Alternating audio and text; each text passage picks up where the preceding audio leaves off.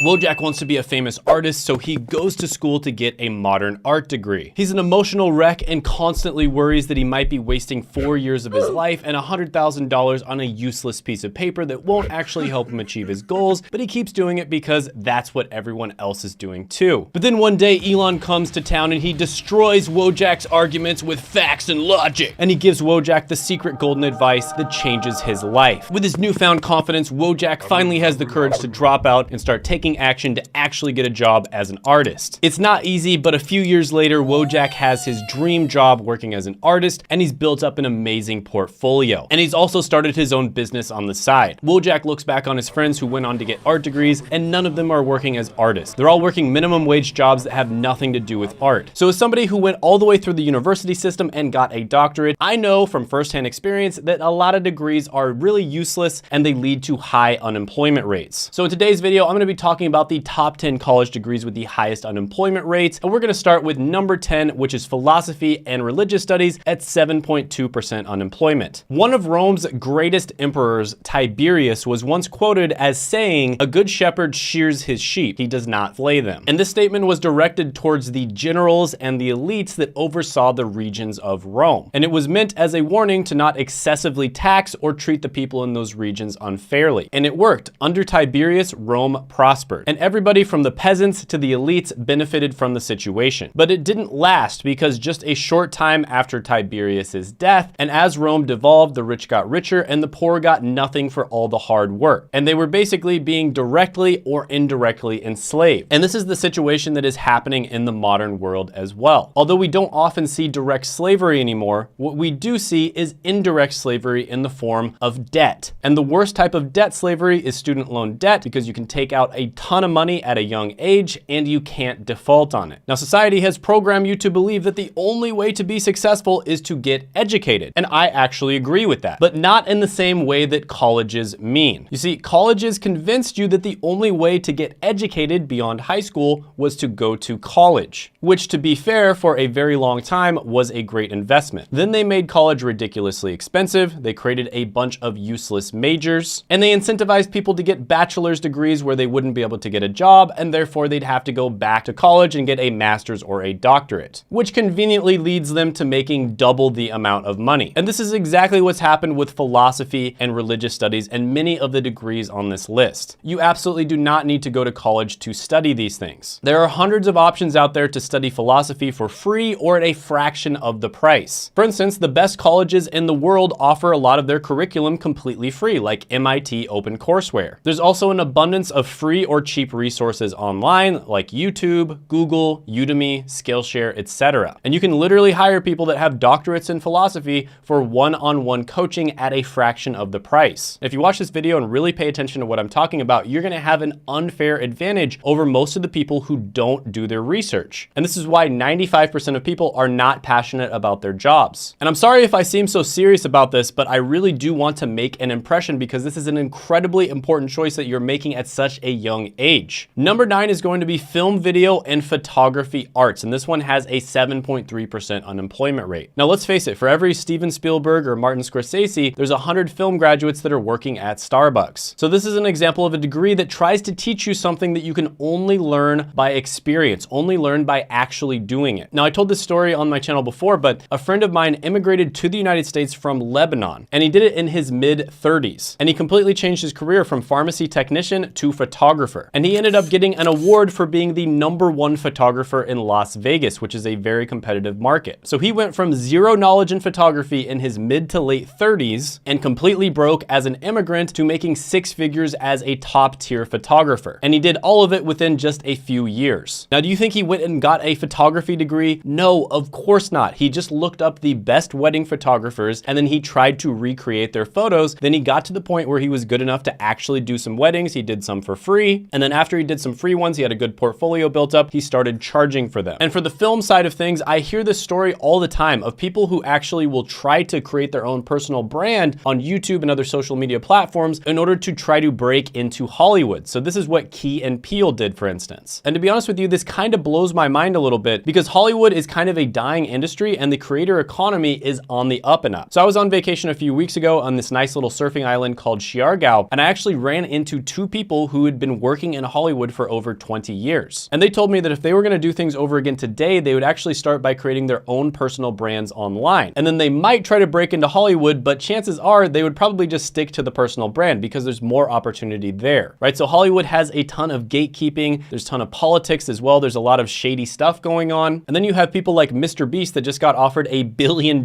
for his brand, who launches $100 million companies like Beast Burger or Feastables with a single video. And they also told me that a lot of people in the lower and mid-level positions in Hollywood are really tired of all the woke BS that constantly gets crammed down their throats, but they're too afraid to say anything, right? Because if they said anything, they'd probably lose their job and they wouldn't get hired again. So this is why you need to go where the opportunity is. That is the slogan of the channel, because most people just go into a career because they saw it on TV or because their friend said it was cool or because they happen to know somebody in the career or because their family wants them to or something like that, instead of going into the career for the right reasons and doing the proper research. And that is just going to lead to a ton of anxiety and unneeded stress that's completely avoidable. Number 8 on the list is going to be fine arts at 7.4%. Okay, so art is something that is constantly changing. Art that was considered good 50 years ago isn't necessarily what is considered good today. And all you have to do is look at just about any type of art, from movies, music, to fashion. Now, another thing you want to notice is typically the people who make the best art tend to be under 35 years old. This is probably because young people tend to have what's known as fluid intelligence, whereas older people have crystallized intelligence. And that basically just means that young people tend to be more creative. So if you want to be successful as an artist, if you want to do art as a career, probably the worst possible thing that you could do is go to art school for 4 years and spend $100,000. Because by the time you get to pay back that student loan debt and actually start your life, you're probably gonna be around 40 years old. Like seriously, I think that getting a useless degree might be the single thing that has killed the most hopes and dreams of artists. So getting a useless degree is probably the worst thing you could possibly do as an artist, and I don't have time in this video to go over it in detail, but definitely check out the book Steal Like an Artist by Austin Kleon. I was a little worried when I first read this book because I thought it was just going to give you the typical, follow your passion advice that you hear parroted by everybody, but it was actually refreshingly practical. So this book gives you practical, actionable advice on how you can actually make money as an artist. And the author of the book agrees with me that typically college is not going to be the right answer. And if you want to see an example of this, just look at Ashley, who was an artist that I interviewed who went through the college system and had a terrible experience.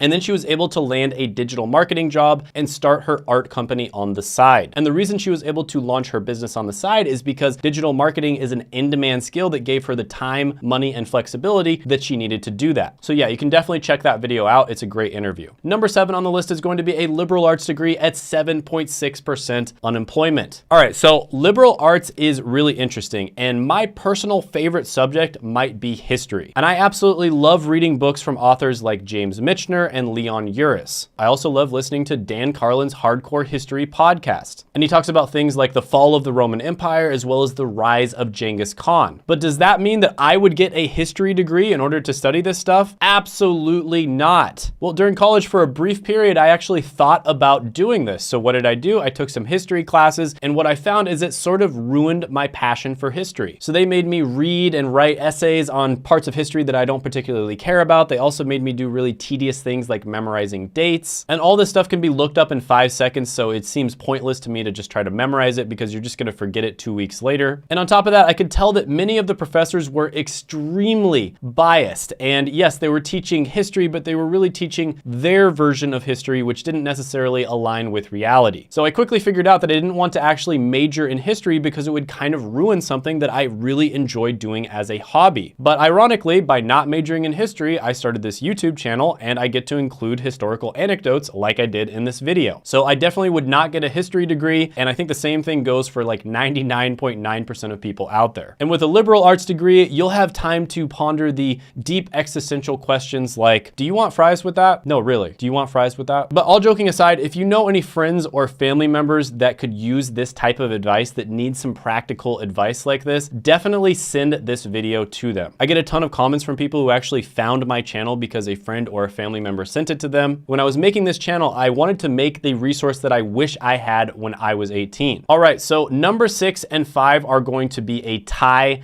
and that is going to be studio art at 8% and commercial art and graphic design at 8.1% unemployment rate. So typically, especially with degrees like this, university is going to teach you the bare minimum that you need to know in order to do the job, right? So it's just going to give you an overview of a bunch of different things. It's essentially teaching you how to be a generalist. And the thing about that is you can access all of that type of information completely free online. Now, there are some college degrees that actually teach you how to be a specialist. And of course, we're not talking about those in this video. And I cannot emphasize how important it is for you to be a specialist, because there are plenty of talented artists all over the world. For instance, there are people in the Philippines who are really talented artists, and they can do the same type of generalist type work for a fraction of the cost. And the funny thing is, even with the degrees that are relatively specific, for instance, there's universities out there that will literally let you create your own degree. It's almost like the Build-A-Bear workshop of degrees. Like, for instance, there's universities out there that will let you do a YouTube studies degree, for instance, and spend $100,000 on that. But I want to ask you a question. Who do you think is going to be more successful? Somebody who goes to college for 4 years and studies a YouTube studies degree, or somebody who just spends 4 years making YouTube videos? I absolutely guarantee you that the person who's taking action, making YouTube videos for 4 years is gonna know way more about YouTube than the person who does a YouTube studies degree. Because as a professional artist, whether you like it or not, your value is based on the opinion of other people. So the only way for you to get better is to put your art back there, make sure to get feedback from it, and then make it better the next time. Passively consuming information or even studying information in a university is not going to make you an expert on the subject. And an art degree is a great way for you to turn your love of art into deep, deep debt and no time for enjoyment, because you're working 2 minimum wage jobs trying to pay off your student loans. Number 4 on the list is going to be general social sciences at 8.2% unemployment. Now, one thing I didn't include on this list that is extremely important is underemployment. So unemployment's really important, but underemployment is something you should look at as well. And that basically includes people who are employed technically, but they're not doing anything that is anywhere near related to what they actually went to school for. And in many cases, they're working minimum wage or close to minimum wage type jobs. So one degree that leads to a ton of underemployment is psychology. There's 127,000 psychology graduates per year. And I think the main reason for it is because psychology is really interesting. I mean, I love psychology. I think it is super interesting. I even took extra classes in psychology. But do you think there's 127 entry-level jobs available, especially at the bachelor's level? Definitely not. And so this is why many of these people end up unemployed or underemployed. And the people who do end up getting jobs, of course, have to go to graduate school. And remember, half of student loan debt comes from grad school. So it's essentially just an upsell. So for most people, getting a psychology degree or a social science degree is kind of like going to a restaurant, paying first, and then you get to see the food, but you never get to actually eat it. Number 3 on the list is going to be an international business degree at 8.5% unemployment. So I was slightly surprised to see this one on the list because the statistics for it are relatively decent, but I think one of the big reasons for this one is simply because people don't plan ahead enough. So if you're going to do international business, you need to be a specialist. It's incredibly important, right? So you probably want to be a specialist between 2 different countries or cultures. So for instance, you could be somebody who is an expert in international business between the United States and Mexico. This of course would require you to know how to speak both English and Spanish, but you'd also have to be familiar with the countries, cultures, business laws, etc. And most people simply do not think this far ahead. They just study international business because they think it's interesting, they get the degree, and then they aren't able to get a job. Number 2 on the list is going to be linguistics and comparative literature at 10.2% unemployment. So this is another one where it is fairly interesting, but there is simply no jobs for this skill set. If you want to make money writing, for instance, you do not need to go to school and become an academic technical writer in order to make money. Because the truth is, the people that are going to pay you, your audience, typically they're not going to be professionals. They're not going to be academics. They're not going to be professors. They're going to be normal people. Those are going to be the people who are consuming your content. And by the way, I believe artists and creators are going to absolutely dominate in the next 10 to 20 years. But it's not because they went to college. In fact, I think you're going to have a massive advantage as an artist if you don't. There's never been a better time to either be a creator or work for a creator. And working for a creator that's already successful is basically like getting paid to have a mentor. So if you want to learn how to be an effective communicator, again, it all comes comes down to either working for a creator or just start creating on your own and make yourself a portfolio. There's basically no barrier to entry here. Anybody can just start writing online, releasing it, and start getting feedback. Number one on the list is going to be an architecture degree at 10.6% unemployment. And an architecture degree is a perfect way to learn how to design buildings that are too expensive for anyone to actually build. So this is another one that probably surprises you a little bit. And I think it kind of falls under the same category as psychology, where it's just inherently an extremely interesting subject. I mean, who wouldn't want to design a building and then see that project come to life? So this, combined with the fact that you're probably going to have to get a graduate degree, leads to a supply and demand imbalance. Architecture degrees are also extremely challenging, and there's a lot of talented architects out there, but unfortunately there's not that many businesses hiring. And this is why it's so important for you to go where the opportunity is. And it all starts with properly researching the correct college degree to get. Click here to see the ultimate guide to choosing your college degree.